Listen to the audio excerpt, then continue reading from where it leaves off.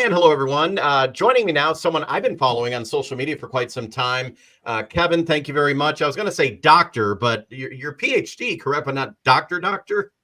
Yes, I'm a doctor, but not a doctor. That's right, Dave. Okay, it's good to see you.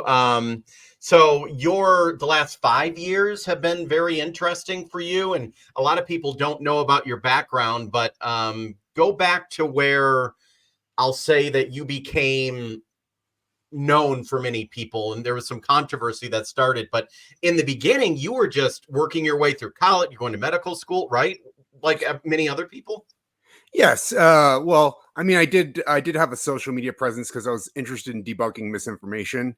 Yeah. Ever since almost since the beginning of med school.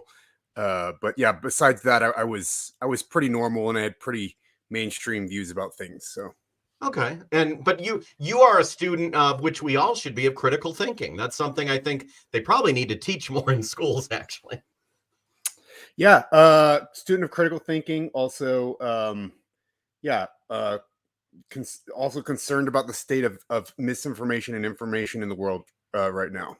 Yeah, and it goes on all levels. Like when I talked with you, I was a mainstream media journalist, and I got ripped apart from people for going after, Democrat, Republican, Independent. But I tell everyone there's misinformation on all sides. Yes, Uh, 100%. And yeah, we all have our own sort of weird echo chambers and our own sort of extreme distortions of things. That's one of the most troubling things sometimes because there is no sort of central. It sometimes feels like there's no on some topics there's no central authority that you can trust. You can't, so yeah, it's kind of a disorienting time that we're living in. it is. And so you were during beginning of COVID, you were in medical school or about to go to, or I forget your story about exactly where you were. Yeah, so I'm an MD PhD student with an MD. It's a dual degree program. With an MD PhD program, you do 2 years in med school, then you do your PhD, then you do the last 2 years in med school to finish your MD. Okay. So during that time, I was in my second half of my PhD when COVID started, or about almost about to finish. So yeah. So at that point, are you, and I forgive me if I ask stupid questions, but I don't know about the medical profession on your studies on how you go. Are you in hospitals? Are you actively, with patients and so forth? Or is this more of a bookwork type thing? And once again, I apologize if I'm asking a stupid question. No problem. A lot of people don't know about this, so this is interesting for a lot of people, I'm sure. So the first 2 years of med school are preclinical, meaning you're just in your books, just like what you said. Okay. You're just learning the basic knowledge that you need to then go on to the the wards. So that's why we switch. That's why we break up the MD PhD into the first 2 years preclinical. That's sort of the science years. Then you go do your PhD. You're basically prepared to do your PhD from your preclinical science years. Then after you get done with your PhD, or if you're a normal medical student, you go directly into the clinical years that you've been prepared for because you've been doing the science. Okay. And where were you at when COVID first hit? What point were you? Yeah, I'd been done with the preclinical years, the two book years of med school. Then I was a couple years away from finishing my PhD. So I was actually in the lab. So in a PhD, I'm going to be in the lab doing experiments with mice, whatever. It's usually on some sort of project that's related to medicine in some way that will allow me to be a scientist and a physician at the same time. That's why you get the PhD also. To get that additional training. And so I was just doing basic, normal biomedical science work. Okay. When COVID first hit, what was the reaction? And I know as a journalist, it was like, and it started with CNN scaring the hell out of people. When it first came to light in the medical profession, what was the reaction of, your fellow coworkers or colleagues? Was it just, oh my God, fright? Or because in the media, they were scaring people because a lot was unknown. We didn't know. I was scared. My wife was scared. Yeah, I was hysterical at the time. I was on Twitter, and so Twitter is usually a couple weeks ahead of everybody else. Yeah. So when I was, I knew it was going on like by January, February. By January, I was already buying like N95s like a lunatic, and then by like February, I knew that we're gonna have lockdown soon. I was telling everybody. I was actually Chicken Little in my workplace. I was like, guys, we're gonna have lockdown soon. Like, this is a terrible virus. I was super hardcore about it because I was very linked into med Twitter. Also had a lot of friends who were doctors on the East Coast, some of whom actually went to go in New York City whenever the big in February and March. Yeah. And so I knew that that something was brewing and it was going to be really catastrophic. I also knew that, you know, it was going to wreck the economy when we did lockdown, but you know, I just, you know, thought it was sort of the cost of saving lives. So I was a zealot. I was a hysterical zealot. Okay. I was the most hysterical of anybody around me. So yeah. So you were like, I mean, my wife was literally wiping down the groceries before they get in the home in the beginning because, you know, that's what they said to do. But did we quickly learn more as the weeks and weeks went on? I mean, did you learn more? Or did the medical professionals learn more about this, or did it take a while to get kind of it all hammered out? I mean, because a lot of people say now it wasn't good to put respirators on everybody, but when did we start to learn more about it? I think we already had, you know, prior to the pandemic, we already had decades of of consensus building, of scientific discussion about in a non-pandemic context, Okay. you know, not fear-based, nothing, like rationally, how do you deal with a pandemic if something like this happens? So we Yeah. already had a really good idea about how to deal with it before COVID came. I know we say COVID's this unique, completely different than everything else. It's not. It's really not. There are some different characteristics to COVID, but we had really good pandemic plans leading up to COVID, and then by, I don't know, March, April, we had a pretty good idea of the age breakdown, a really good estimate of the mortality by March. Oh. Before we even instituted lockdowns, and there's a lawnmower going on right now, so I might be slightly distracted. Oh, I But can't even hear it. Okay. yeah, I can hear it, but it's like it's bothering me.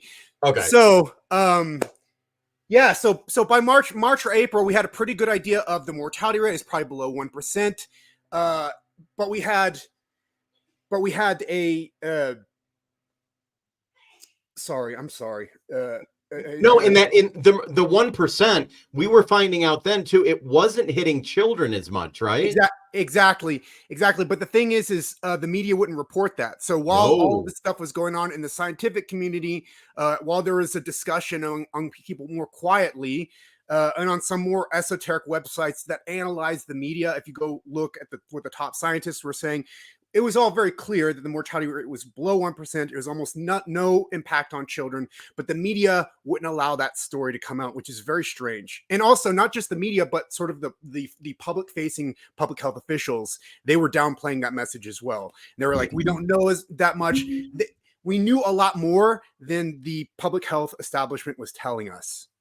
Yeah, and I mean, and the big reason, you know, I found out now, like teacher unions, the media made a lot of money. There was a lot of people clicking on websites because of that. I worked in the media, but it was just, and we found out now what has happened because of that with the lockdowns with children and so forth. So as this was happening, did you give your opinion on this or your knowledge, you know, social media or whatever? No, I was a part of the hysteria.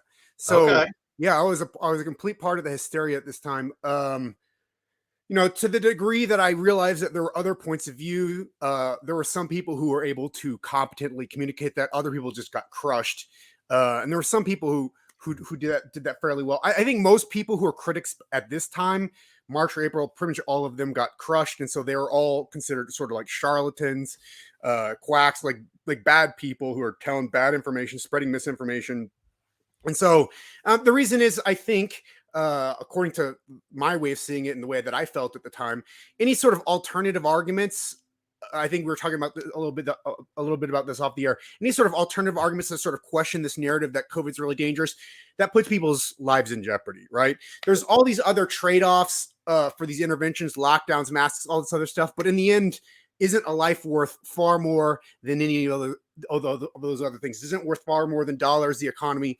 It turns out that things are a lot more complex than that. Yeah. It's not just like, you know, as Andrew Cuomo, the governor of New York, said, if we save just one life, it'll all be worth it. It turns out it's a lot more nuanced and complex than that. But I think forward-facing public health officials or people in the medical establishment, public-facing public health officials, people in the medical establishment, we didn't want to downplay the threat by communicating facts, and we sort of suppressed even the facts to ourselves, I think, because we wanted people to take this very seriously, which is a huge mistake. True. So at some point, did you come out more so publicly? And others started to as well.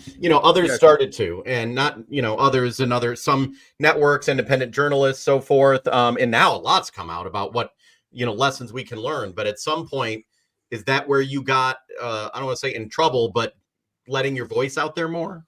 Yeah. So the second half of 2022, it took me a long time. I was a latecomer to all of this. The second half of 2022, I started to realize that that like the people who are part of the medical establishment, the people who know what the right thing is to do, and we all sort of talk amongst ourselves. I was on a daily basis talking to a number of people who had close links to the CDC, who knew a lot of people at the CDC, like on a first name basis.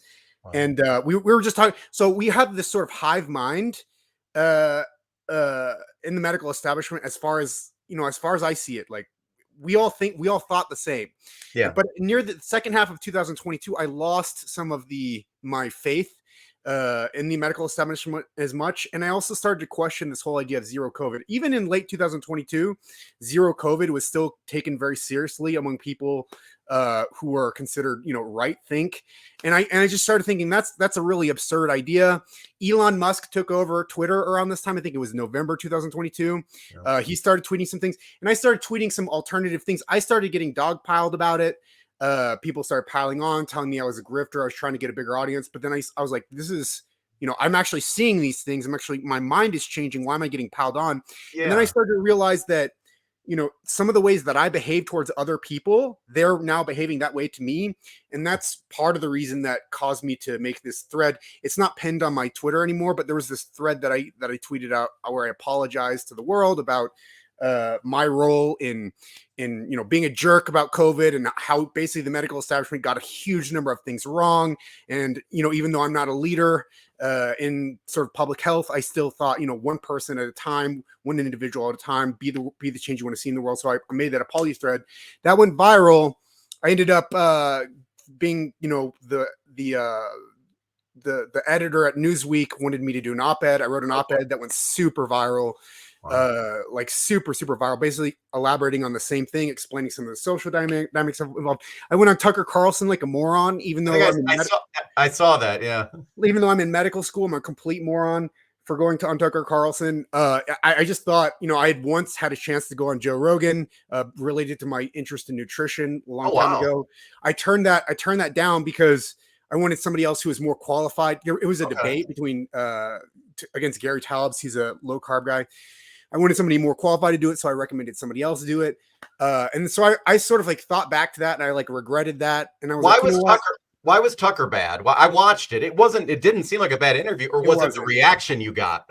Yeah, just the fact of look, medicine is woke left. It's hard left. Maybe if you're in the medical community, like elite academic medicine, especially online, but even just academic medicine in general it's either left or woke left. It's like, but it's like it's like all left wing. So we hate Tucker Carlson. Tucker Carlson is evil incarnate.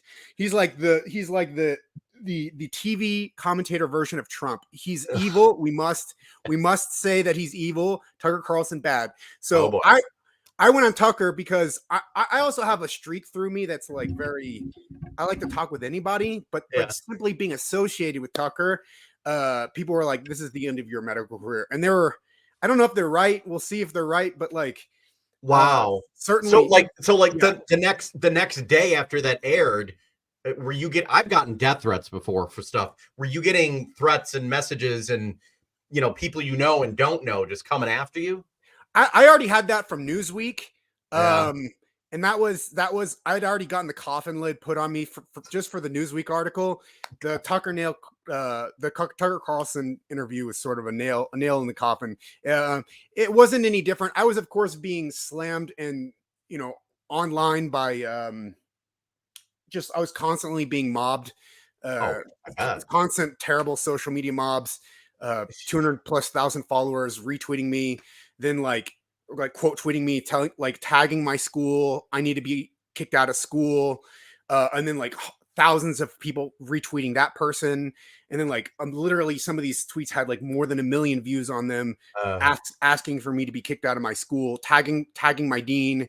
He actually even responded to some people who were kept tagging him over and over again. The dean of my medical school, wow, was responding to people on the internet, tagging to say that I didn't belong in medical school because I was spreading all this misinformation. I'm like all this bad person and stuff. so, So did you get booted from all that? did I get booted from med school? Yeah. Yes. Yeah, Okay, last that's month I got booted. So was it right after the Tucker interview? no. So I was told, it was an interesting conversation that I had with the administration at my school, and I don't want to go into too much detail because No, you don't have to. I still want to have a career in medicine, and Yeah. I'm starting to rethink. At first, after I got booted, I wanted to go scorched earth. I was so mad. Felt so unfair.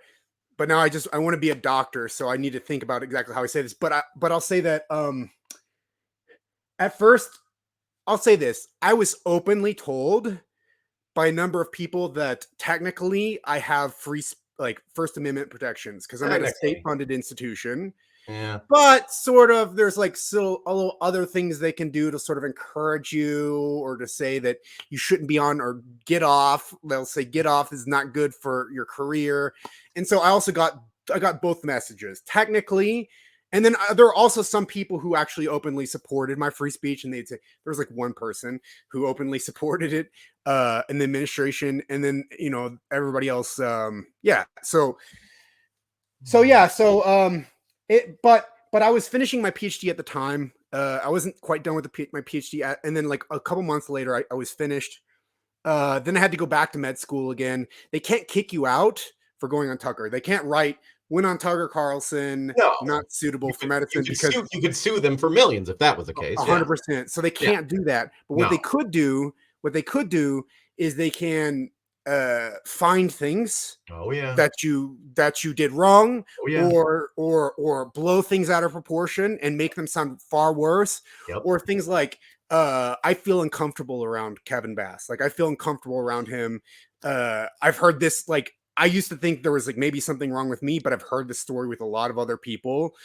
People start to say that they feel uncomfortable, and I think they really do. I think they do, because I think our politics are so identitarian that we identify with our political beliefs and our beliefs about COVID. So then if somebody's around us who disagrees with us, we actually feel uncomfortable around them. It's weird.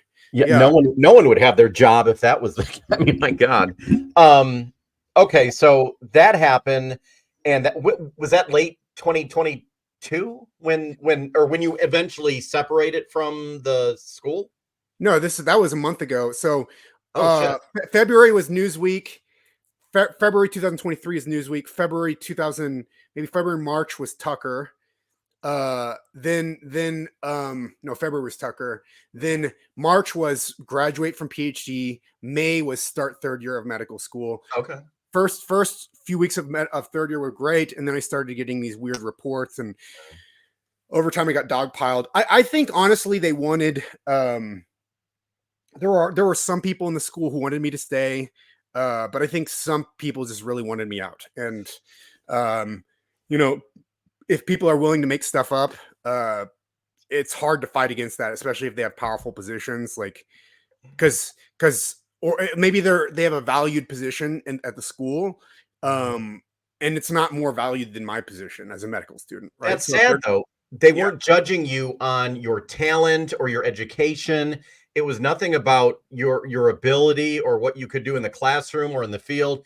It was about it's just stupid to me, but I understand that.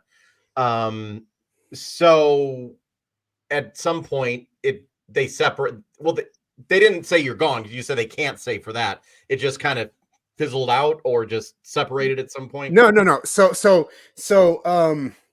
there were issues that they cited. Let me make an example. So there's these edge cases, and perhaps we could say that I wasn't careful enough, knowing that my situation was precarious as it was, and so as a result, there are things that could be interpreted in certain ways. So let me give you an example. One patient, uh, um, one patient had was about to get out of the hospital.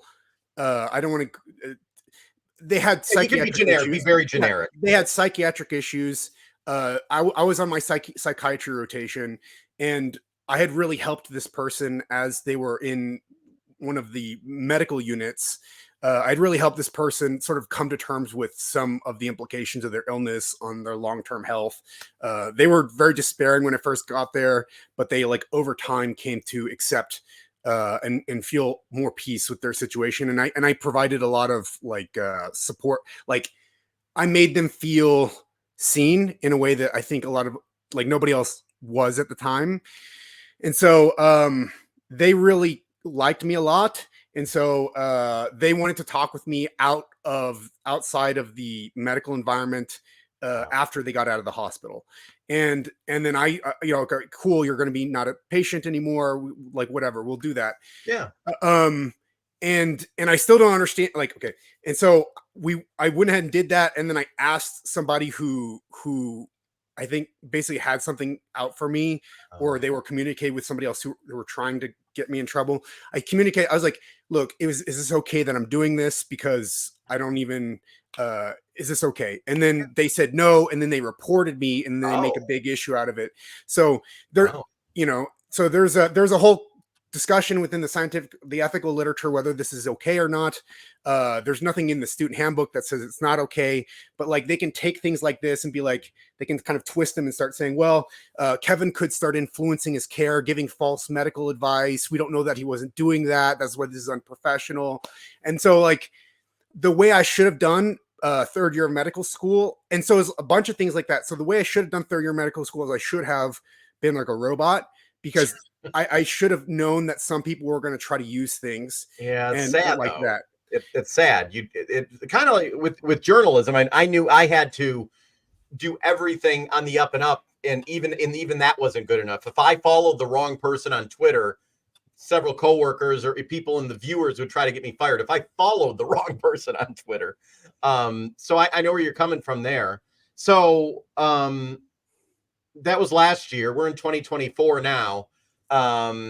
Anyway, so eventually it resulted in me literally being dismissed. I was kicked out. Like they came up with a bunch of lists of these things, and then they kicked me out. So yeah, and I'm sure they had their lawyers look over everything to make sure. Oh, they hired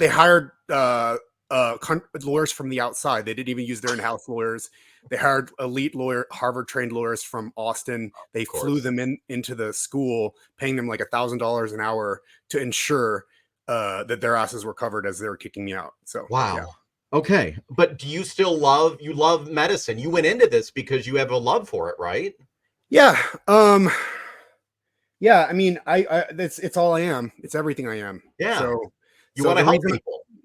Yeah. I mean, the reason I spoke out about COVID is because I thought it was a super important issue. And I felt like I was making an impact whenever I spoke out, and I felt like I was helping people whenever I spoke out. And it's all I am. The reason I spoke out is because I felt like I knew how to do it, because again, it's all I think about. So, yeah, I can't imagine a life without medicine. So, yeah, we'll figure out a way to make it happen. There are other paths. So, does it help that now a lot of the things you said now are becoming mainstream?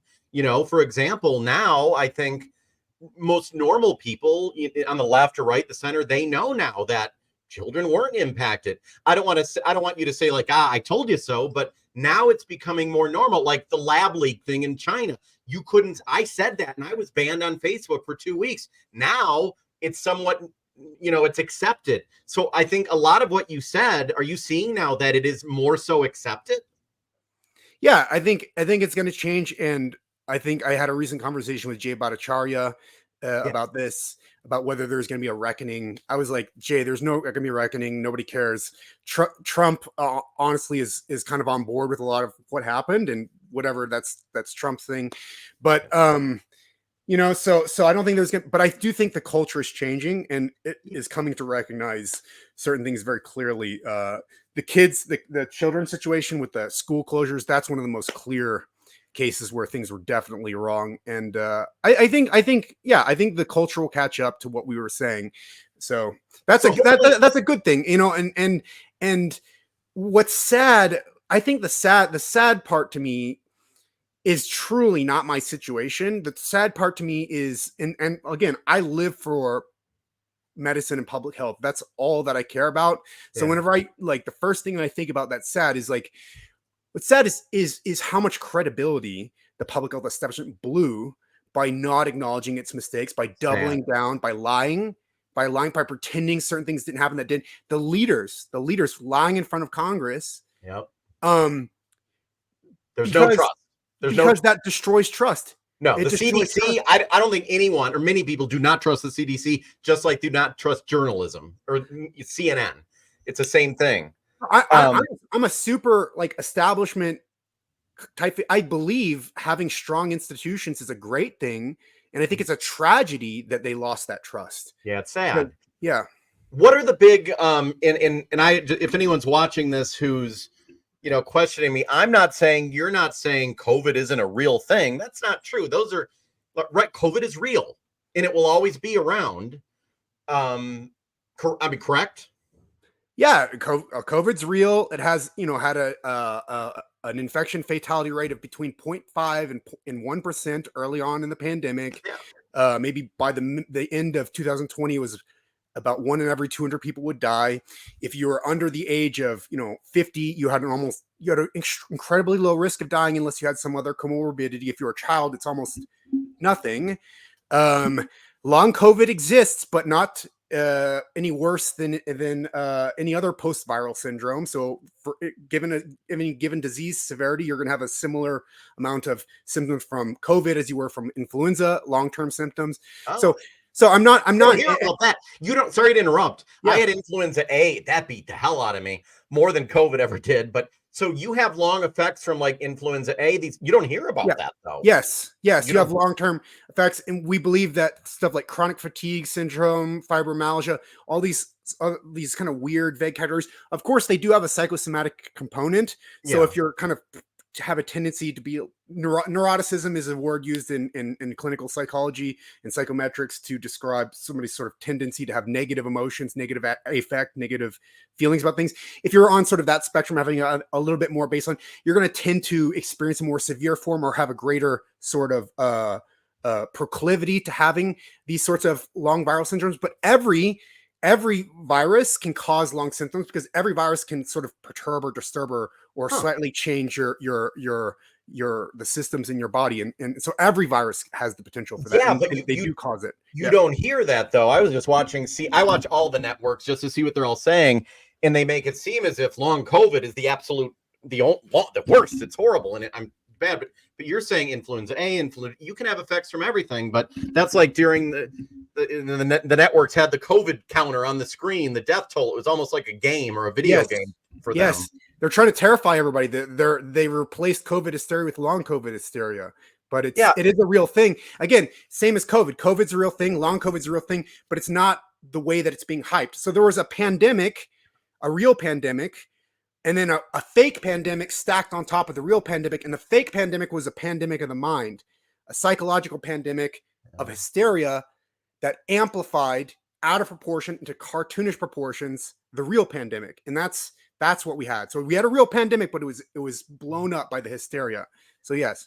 Yeah, and there's some people that are still, I know people who are sitting and watching CNN all day, and I tell everyone just to be a critical thinker. One thing I wanted to maybe good for you, if I was head of a medical school or a hospital, you would be someone that'd be very interested in working for me because you actually had the critical thinking in everything that's coming out now that we know to be true. You actually had these thoughts back in the day. So it seems like you were there. You were on top of it, actually. So hopefully that will help you realize that now it is coming to fruition that the establishment, young kids aren't dying. I guess I'm saying that you were right.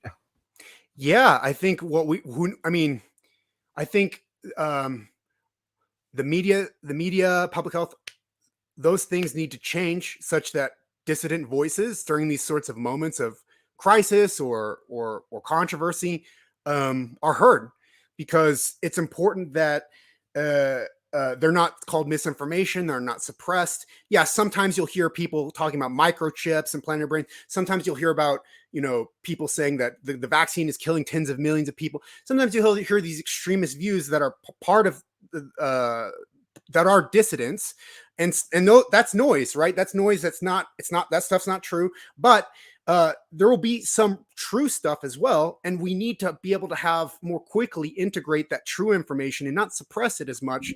The system needs to change so that society can make better decisions, and so that's what went really wrong, and that's what needs to be reflected on, I think.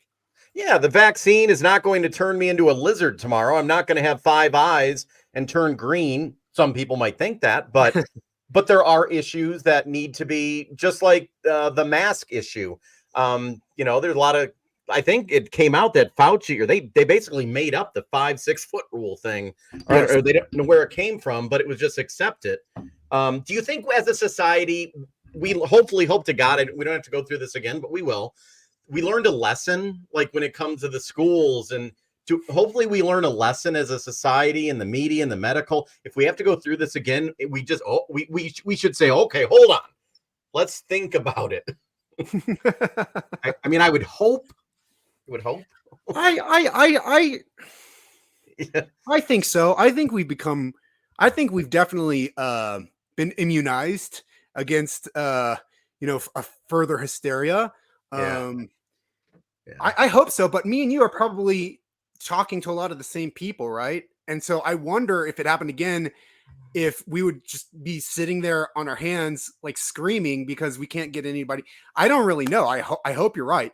I think more people are opening up because I've seen, for example, the people are not watching. CNN used to have millions of viewers every night. Now they have about 400,000. My television station was a local station. When I got there in 2015, we had 20,000 viewers in our 6 p.m. When I left, they had 1,100. So I think people are seeking out, and I encourage everyone to watch, from MSNBC to Fox, watch it all, take it in, get all the voices. But I think people are doing that, but you're right. There'll still be people. So your future, you want to continue in medicine because obviously you care deeply and that's who you are. So you're optimistic about one day soon, maybe getting out there and getting back. Yeah. I want to go to medical school again. I may need to change my name and wear a wig and wear a fake mustache and stuff like that because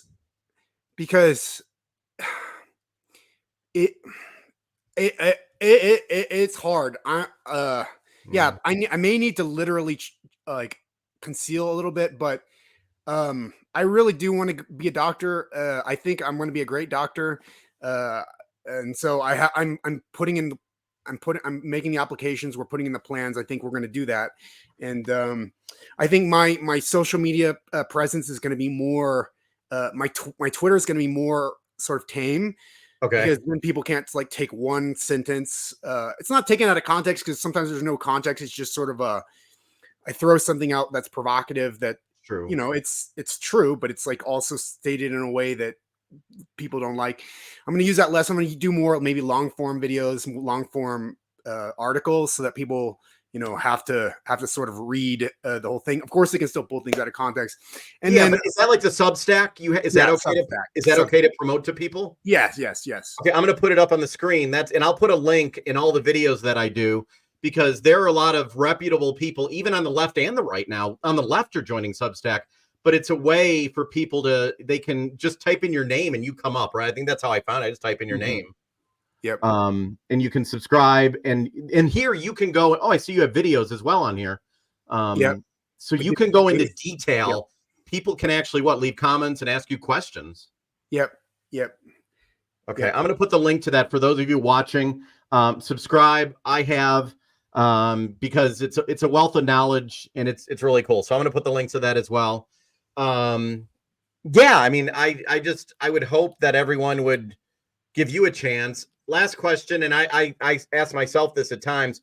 Would you, and you've probably been asked this, would you do things different? Would you went back and just like shut down your social media? Or, I mean, it's easy to say that now, I guess, but what's your thoughts on, would you have done anything different? Maybe not gone on Tucker, I guess. I don't know. Or is that just who you are? You had to be honest to yourself, really. Tough call. Yeah, no, that's a super tough question. We'll Yeah. see how things work out. You know, if in 5 years I'm a doctor and I'm practicing, yeah, no, it's all right. It's whatever. Now as far as like maybe, yeah, I can't say any, we'll see what happens. So we'll see how things play out. Yeah, we'll see how things play out. I think you'll be good, because I'm noticing, I'm talking to a lot of people in the medical profession who are now, they were where you were, but they didn't say it publicly. But now a lot of them are like, told you so. So I think I'll be praying for you, and hopefully, because you seem like a cool guy, a good guy. And yeah, I'll be following you along the way. And I just wanted to bring you on to let people know, go to your Substack and just say a prayer, because you just care about what's good for people. Thanks, Dave. I appreciate your prayers, and thank you so much for having me on this program.